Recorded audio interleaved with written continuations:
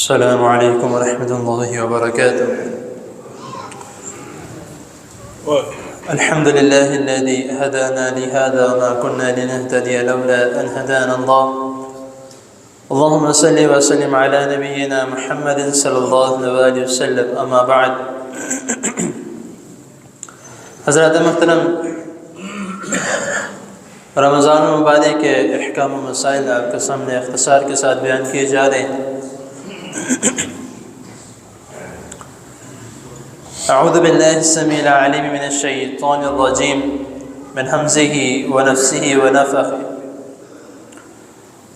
وَإِذَا سَأَلَكَ عِبَادِي عَنِّي فَإِنِّي قَرِيبٌ أُجِيبُ دَعْوَةَ الدَّاعِ إِذَا دَعَانِ فَلْيَسْتَجِيبُوا لِي وَلْيُؤْمِنُوا بِي لَعَلَّهُمْ يَرْشُدُونَ۔ صدق اللہ العظیم۔ حضرات محترم، یہ آیت کریمہ جو میں نے آپ کے سامنے ابھی تلاوت کی ہے، سورۃ بقرہ آیت نمبر 186، اس آیت کریمہ کے پیچھے بھی رمضان المبارک کے احکام و مسائل ہیں، اور اس آیت کریمہ کے اگلی والی آیت میں بھی رمضان کے احکام و مسائل ہیں۔ اب ان دونوں آیات کے درمیان میں اس آیت کا شمار ہونا یا اس آیت کا نازل ہونا، اس کا کیا مقصد ہے کہ پیچھے بھی رمضان کے بارے میں ہے، اور اس آیت کے اگلی یعنی کہ 185 نمبر آیت وہ بھی رمضان کی ہے، اور 187 نمبر آیت وہ بھی رمضان کی۔ تو لیکن درمیان میں دعا کے متعلق ذکر ہے کہ میرا بندہ مجھ سے دعا مانگے۔ اب اس کا مقصد اور اس کا مطلب اور یہاں پر ہونے کی وجہ کیا ہے؟ سب سے پہلے اس آیت کریمہ کا مختصر سا ترجمہ مفہوم آپ کے سامنے بیان کرتا ہوں کہ اس آیت کریمہ میں اللہ رب العزت نبی کریم صلی اللہ علیہ وسلم کو مخاطب کر کے فرما رہے ہیں کہ یہ لوگ آپ سے میرے متعلق پوچھتے ہیں، وَإِذَا سَأَلَكَ عِبَادِي عَنِّي فَإِنِّي قَرِيبٌ، کہ جب یہ لوگ آپ سے میرے بارے میں پوچھیں تو ان سے کہو کہ میں تو ان کے بہت زیادہ قریب ہوں، یہ مجھ سے مانگے، اجیب دعوت الداعی اذا دعانی، تو یہ مجھے پکاریں، مجھ سے مانگے، فلیستجیبوا لی، میں ان کو دینے والا ہوں اور میں ان کی دعا قبول کرنے والا ہوں، فلیؤمنوا بی لعلہم یرشدون، اور میرے پر ایمان لیں تب ہی یہ راہ راست پر چلیں گے۔ اب یہاں پر اس آیت کریمہ کا بیان کرنے کا اور اس آیت کریمہ کا ہونے کا مقصد یہ ہے کہ ہم اس ماہ مبارک میں دعا جو ہے وہ رسول اللہ صلی اللہ علیہ وسلم جو اس کے متعلق بتا رہے ہیں کہ جو افطاری کا وقت ہے، افطاری سے چند دیر پہلے یہ جو وقت ہے یہ قبولیت کا وقت ہے۔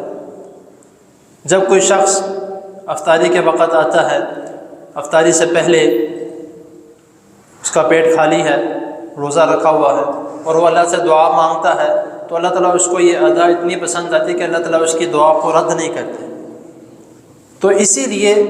پہلے بھی رمضان کے مسائل، بعد میں بھی رمضان کے مسائل، اور بیچ میں دعا کا ذکر ہے۔ تو اللہ تعالیٰ فرما رہے ہیں کہ انسان بندہ وہ مجھ سے مانگے، وہ یہ نہ سمجھے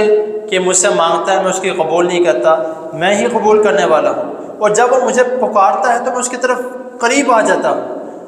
وہ مجھے بلاتا ہے تو میں اس کے پاس آ جاتا ہوں، وہ میری طرف چل کے آتا ہے تو میں اس کی طرف دوڑ کے آتا ہوں۔ تو اس لیے ہمیں کوشش کرنی چاہیے کہ اس ماہ مبارک میں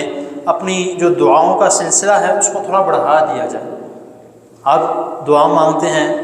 اس کو تھوڑی دیر اس کا زیادہ ٹائم زیادہ کر دیں، اس میں اپنے لیے دعا مانگیں، دوسروں کے لیے دعا مانگیں، اپنے گھر والوں کی دعا مانگیں، اپنے رشتہ داروں کے لیے، اپنے ملک کے لیے دعا مانگیں،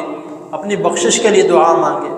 تو یہ جو اس مبارک مہینے میں ہمیں دعا کا جو سلسلہ ہے اس کو ہمیں خاص خیال رکھنا چاہیے۔ اسی لیے اللہ رب العزت نے اس آیت کو رمضان کے مسائل کے اندر بیان کیا ہے کہ میرے بندو مجھ سے دعا مانگو، میں تمہاری دعا قبول کرنے والا ہوں، اور یہ مہینہ تمہارے لیے برکت والا مہینہ ہے۔ اس مہینے میں جنت کے دروازے کھول دیے گئے، جہنم کے بند کر دیے گئے، اور سب کی دعاؤں کو قبول کرنے والا یہ مہینہ ہے۔ تو اس لیے ہمیں چاہیے کہ اس مہینے میں زیادہ سے زیادہ ہم دعائیں مانگیں۔ اللہ تعالیٰ کے حضور دعا ہے اللہ تعالیٰ ہمیں ہمارے روزے رکھنا اللہ تعالیٰ قبول و منظور فرمائے، اور آگے جو ہم رکھیں جتنے رکھ لیے اللہ وہ بھی قبول کرے، جو ہم آگے رکھیں اللہ وہ بھی قبول فرمائے، اور ہماری دعاؤں میں اللہ تعالیٰ قبولیت والا درجہ پیدا کر دے، کیونکہ ہماری دعاؤں میں اکثریت ایسی ہیں کہ ہمارے گناہ جو ہیں وہ رکاوٹ بن جاتے ہیں، لیکن ایسی شدت سے دعا مانگے کہ اللہ تعالیٰ اس دعا کو قبول فرما لے۔ جزاکم اللہ خیر۔